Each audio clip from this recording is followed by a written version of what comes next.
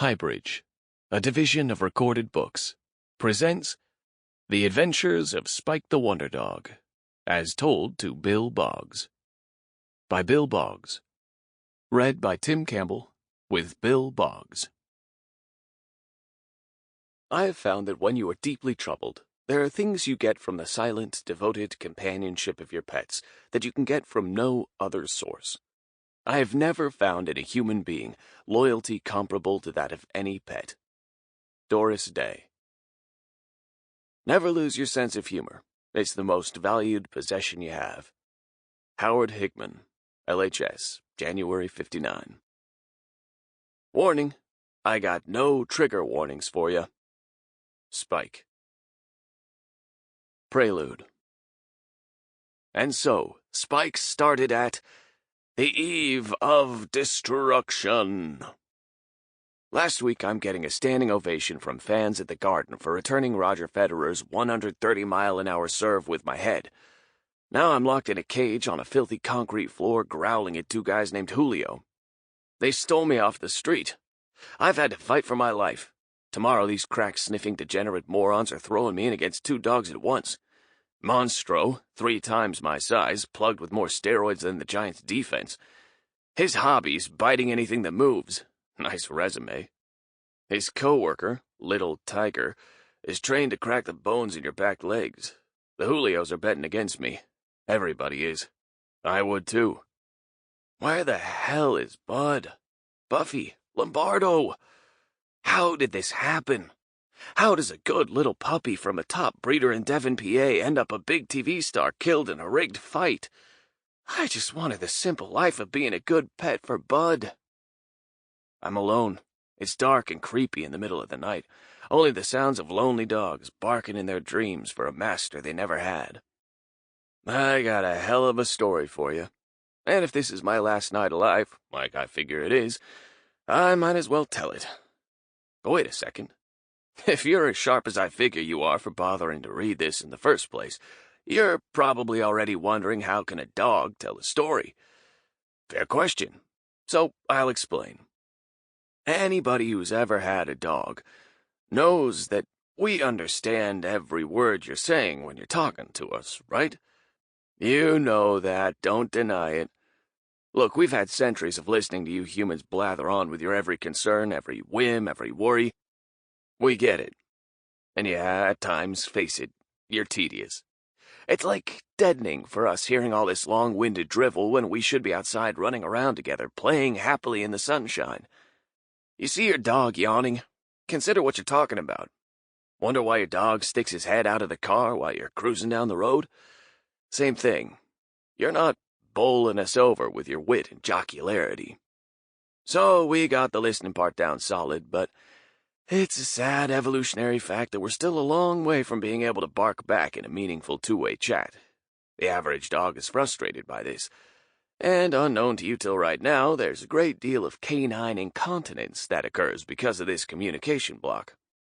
But I got lucky, 'cause in the case of telling you this story, my communication was greatly aided by licking some drool off Mr. Boggs's mouth after he'd taken a psilocybin mushroom capsule.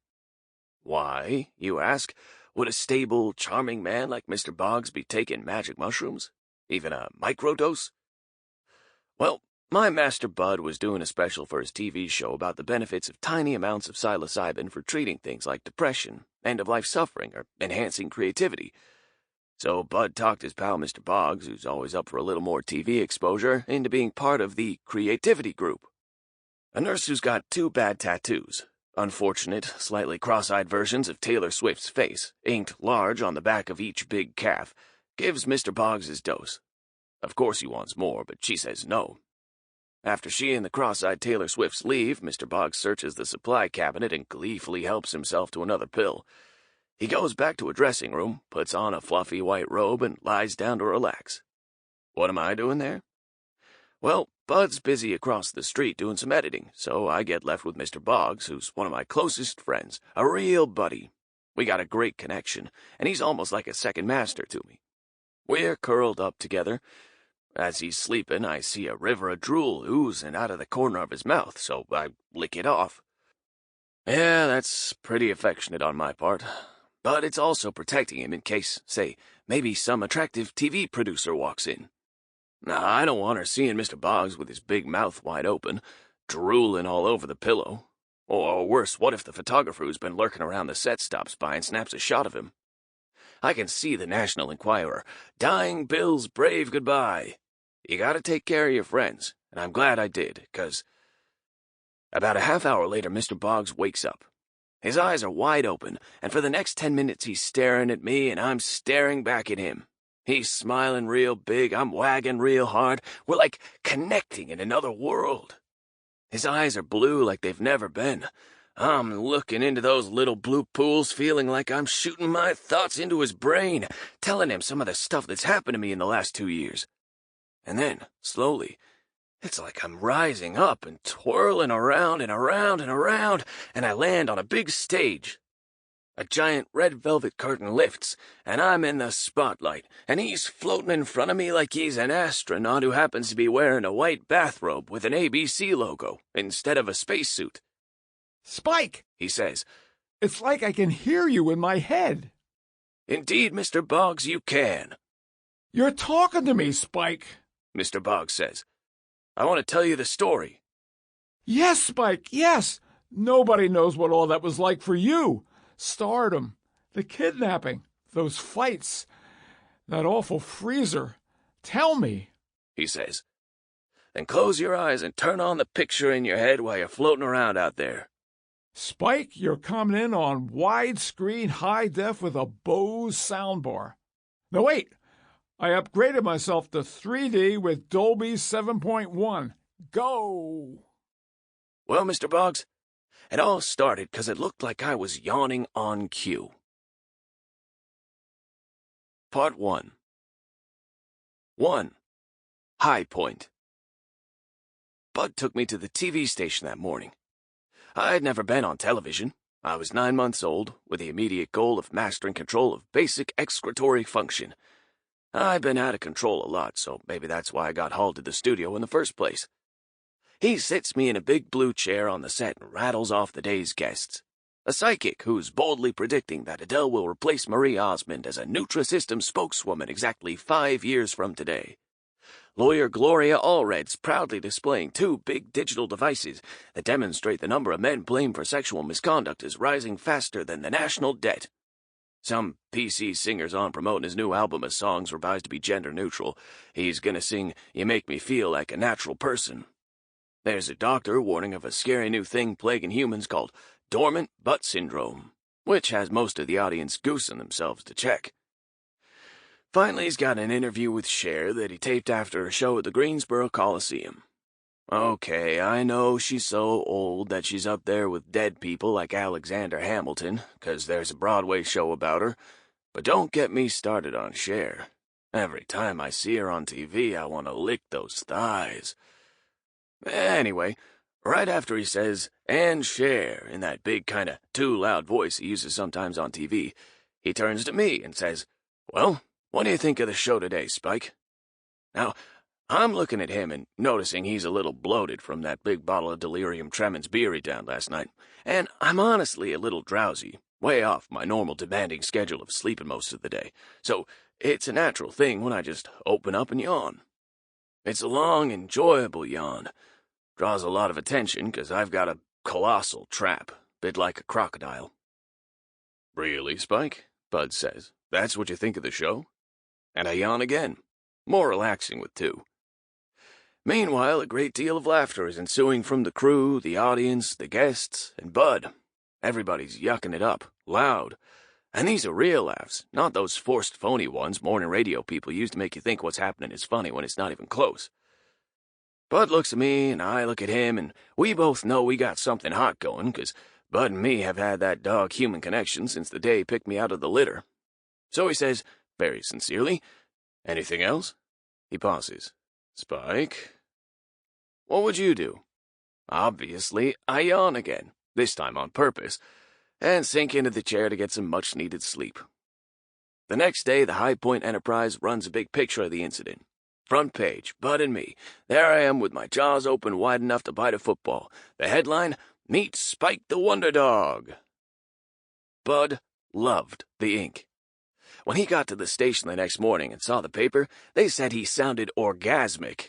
And believe me, I know what that sounds like. He drives back to the house, wakes me, shows me my picture, tapes it on the fridge, tells me I'm now the Wonder Dog, and rushes me back to WGHP. I'm on the show again. Okay, why not? I yawn, lick his mouth, and smell he smoked pot before the show. A Listerine breath strip's not covering that up, pal. At one point he says, "Remember, coming up today, part 2, Cher." Of course I bark at the mention of Cher. The bark is not yet my full-throated hammer, but it gets attention. He buys in and says, "Spike, you seem to like Cher. Am I right?" So I let my sizable pink tongue slide very, very slowly out of my mouth while panting heavily. The camera zooms in, so I drool. This is easy stuff, really, but it's greeted with hysteria. You would think I'm Trevor Noah in a dog suit. The best thing that happened that day was that people found out what I am, but explained. I listened like I didn't already know. That sort of fake newscaster concern listening that somehow earns local anchors millions of dollars. You know, like when the female anchor's being artificially serious trying to wrinkle her cement hard Botoxed brow as she reads the teleprompter about a teenager with multiple stab wounds in the Bronx. The older male anchor's pretending to care by frowning and nodding solemnly into the camera while he's figuring out where to go for dinner. Stab wounds. Knives. Sushi would be good. The audience, by the way, is looking at me like I'm Snoopy lying on his back saying, "Love me, love me. I have 'em right where I want 'em, and it's only my second day on the job."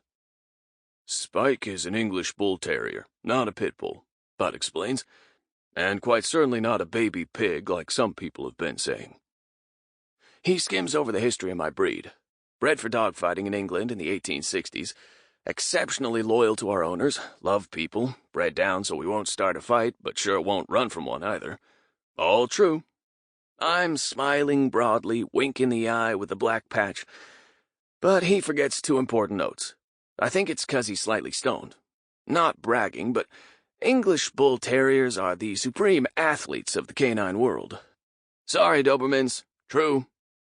We're stronger than any dog as fast as us, and faster than any dog as strong as us.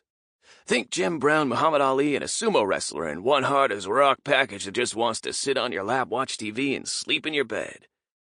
But how, I ask you, could Buddy Boy forget this? In World War II, my great-grandfather Brick went with Charlie, his Cockney owner, as part of Operation Tonga, June 6, 1944. He was in a glider platoon with the British 6th Airborne Division that landed after midnight near Cannes, France. You could say that what great-great-grandfather Brick did that night was the finest hour in the history of our breed. Well, maybe up to Spuds McKenzie, or that nervous-looking Target dog. Spuds made a ton of cashola selling beer. You be the judge. 3 German soldiers with 3 German shepherds charging ahead of them came out of the dark straight at Charlie in a small trench. The way it's told is that Brick leaped out of the trench, sprinted like a white comet, Charlie said. He sprang 5 feet through the air and took down the lead shepherd in a heartbeat, crushed his throat. Charlie was firing at crowds who were running and shooting. The 2 shepherds went for Brick just as Charlie finally took down a crowd, but the others were closing in. "I fixed me bayonet while Brick tangled with both shepherds," Charlie would say, "and it sounded mean." Charlie fires, nails the second crowd, but now as he's trying to reload, the last crowd gets to the trench and aims his rifle straight down at Charlie. He pulls the trigger and Charlie hears click, click.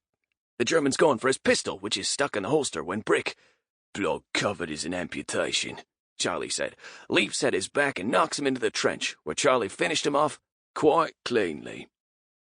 3 dead soldiers and 3 dead dogs lay on the field as Brick bled to death in Charlie's arms. He's buried in that trench. Even though he was dead, they gave him something called the Dickon Medal, Britain's highest award for what they say is valor by a military animal. Spuds or Brick?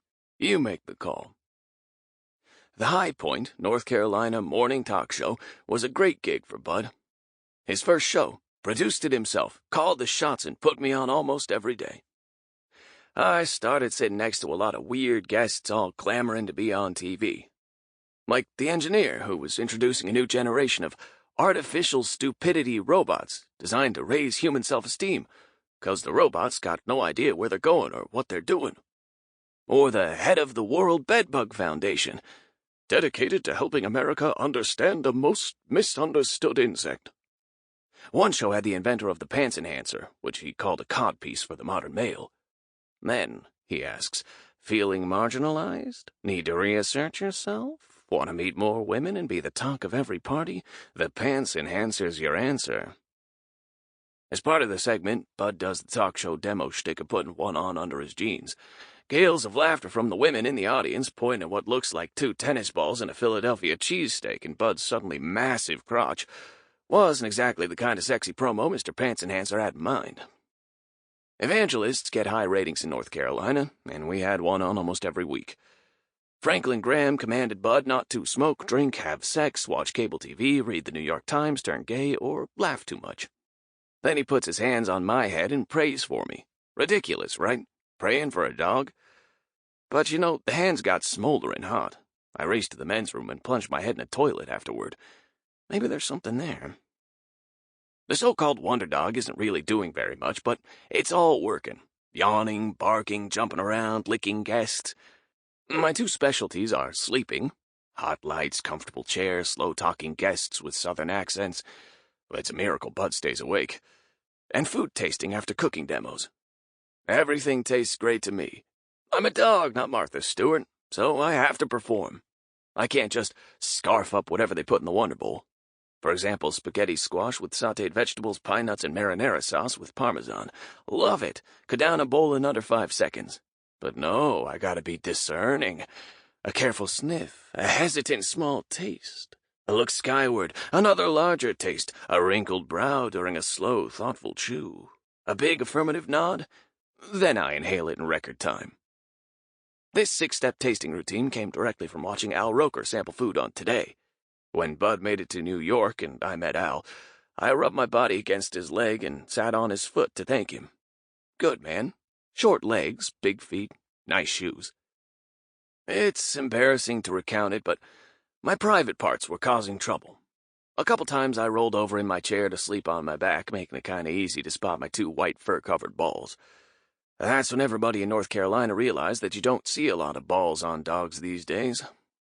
Bud gets hauled into his boss Lombardo's office, and Lombardo tells him that animal control is a so-called public service, is offering to have me reproductively reorganized, which is the stupid term that the crazy woman who runs the place uses instead of neutered.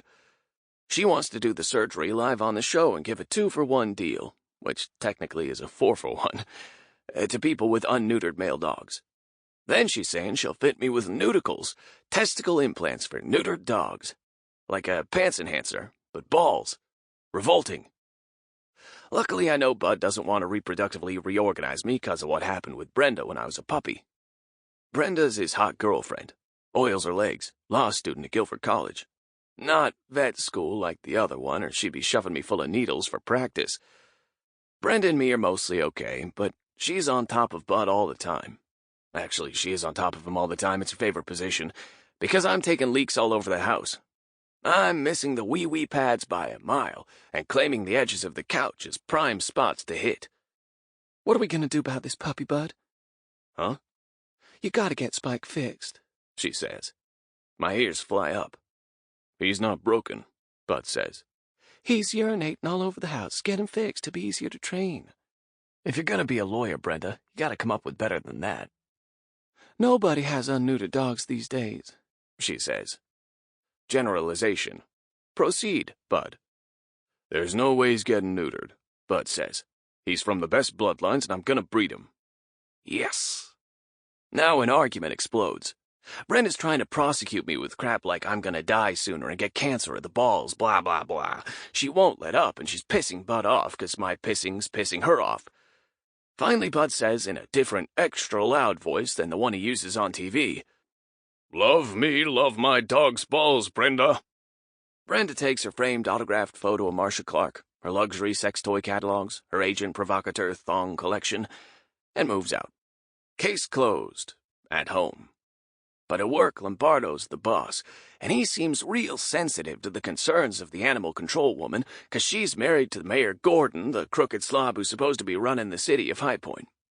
At WGHP-TV, Lombardo gets what he wants, so he, too, may be out for my balls. Basically, I got no problem with Lombardo. We like each other's strength. He's a big, handsome Sicilian and tough. He makes Pacino's Michael Corleone look like a pizza delivery boy. But at the time of Ballsgate, Bud's in hot water with Lombardo. What happened is, Bud and old Chris Christopherson are out back swapping a big doobie after the show when Lombardo himself appears to partake of a Chesterfield, and he's enraged because they're breaking the law smoking weed on station property. Chris gets them both out of trouble by singing me and Bobby McGee to Lombardo's wife over the phone, but Bud's still on the shit list. So there's this meeting. Lombardo, Bud, me, and the animal control woman. Doris Gordon, who's saying it's a community service to cut off my balls, is a good example to pet owners everywhere. Lombardo's nodding like they're not his balls we're talking about, when in bursts Brenda acting like she's Elizabeth Warren in a push-up bra. She's presenting a legal case for me to keep my balls.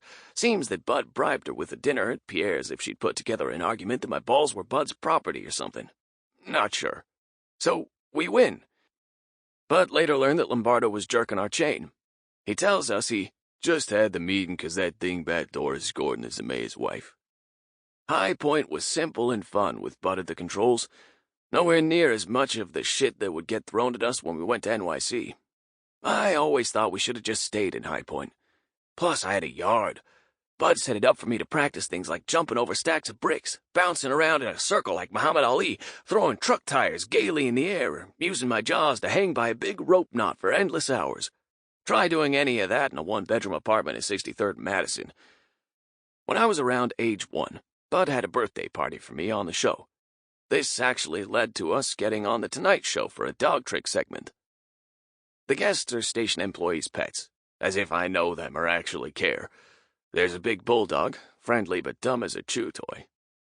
A just washed mixed breed who's an okay dog except for bad breath, a bored cat, 2 blue parakeets, and an English Springer Spaniel who keeps barking frantically at the birds and has to be dragged out of the studio. The first special guest is Lassie, with Russ, his trainer. This is big for me. I'm a huge fan of Lassie's work. Always impressed that Lassie wore a mange costume to co-star as the ratty Sam the dog with John Wayne and Hondo. Oh, and newsflash, Lassie is the first real transgender showbiz star. Yeah, long before your Bruce Jenners, you had Pal, a male collie playing female Lassie. This Lassie is like the 8th generation bred from Pal, and I think maybe they've gradually become more and more naturally effeminate. So Lassie minces over to me. I gotta say my heart is beating fast. It's Lassie. But I also gotta remember Lassie's actually Barry, and Lassie Barry plants this long lick on me, starting under my chin and then going over my nose and halfway up my head. People are going nuts. Things are spinning around. The camera woman says to Bud, "Spikes for Clint?" The next thing I know, I've rolled over on my back and I'm wagging the tail, so of course they cut to commercial because, again, my balls are showing. Next up is some dog trainer guy named Caesar who wrote a book claiming you could train your dog in 15 minutes. Want to get on TV? All you gotta do is write a book saying you can do something complicated, like adding a front porch with solar panels to your house, in only 15 minutes. It takes Bud longer than 15 minutes to clean up after me. Caesar's got some juicy chunks of filet in his pocket, and he's telling everybody he's gonna train me to offer my paw like I'm shaking hands. I figure he gets the paw when the pocket's empty, and after 14 chunks of raw meat, I give it to him. Had so much beef I started passing gas, which woke up the bulldog and somehow offended Lassie. On the commercial break, Bud says, "Wait till you see this, Spike." So I'm expecting Cher. But no. Who lumbers out but Pluto on a big leash with Mickey Mouse from the Coliseum's Disney World on ice? I'm underwhelmed. But I bark like I'm trapped in a hot car because I'm starting to learn the phony side of the business. Mickey's waving his hand like he's the Pope, but Mickey's done for me. He's totally lost it. Original Mickey had an edge, would get pissed off on occasion, maybe even punch somebody out. Modern Mickey just smiles all the time like every TV weatherman. Pluto's cool, been a good friend to Mickey, so he's okay. But I'm hoping Donald Duck's gonna waddle out because he's my favorite. Hasn't lost it, and basically, I like ducks. But no Donald. Pluto's clumping toward me, and I jump off my chair and lick his face, which smells like a wet cardboard box. The guy inside says, "Hi, Spike. I'm Pluto. Happy birthday." I look in his eye hole, and sweat's pouring off his head and dripping out of Pluto's nose.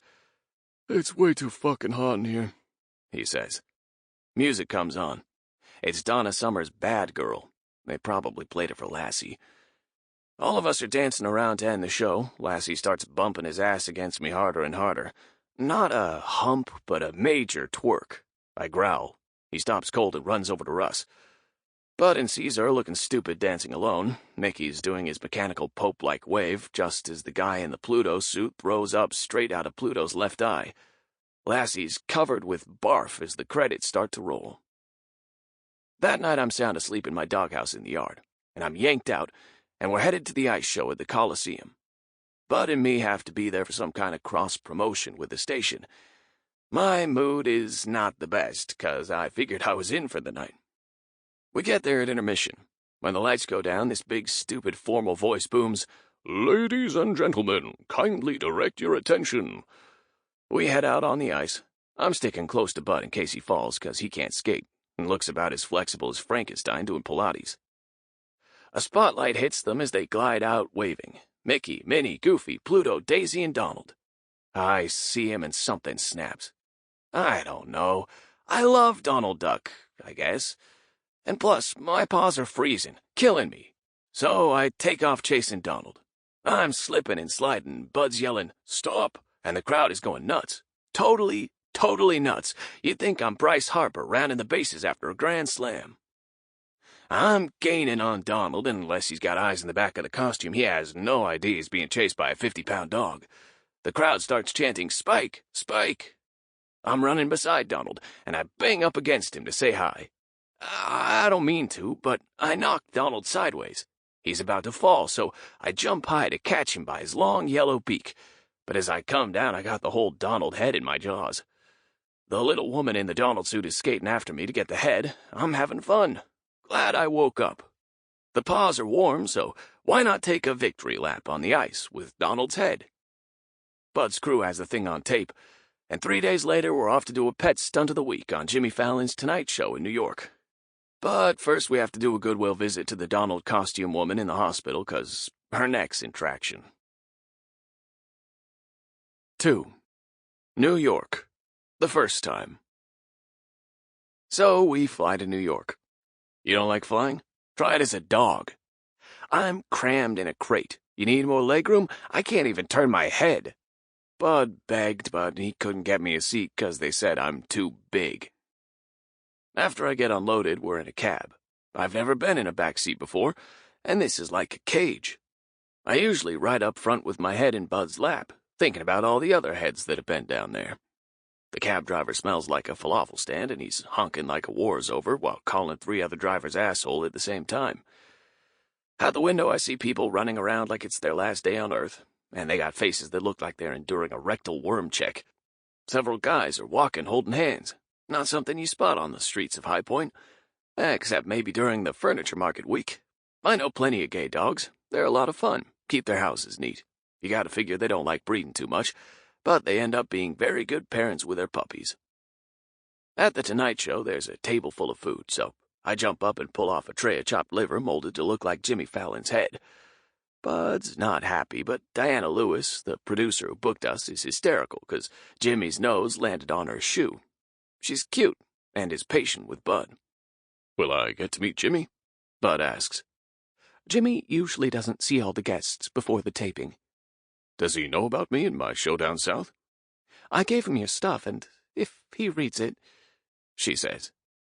"Well, I just thought if he could mention, Southern Exposure, the show, it would help us out." Bud's chatting up Diana Lewis. I'm eating Jimmy's head off the rug, when in walks Willie Nelson. Bud's glad to see him, 'cause Willie's been on our show. I bump up against him, and Willie scratches my head and sits on the couch. He's a little bit creaky, so I'm not sure he'll be able to get up too easily.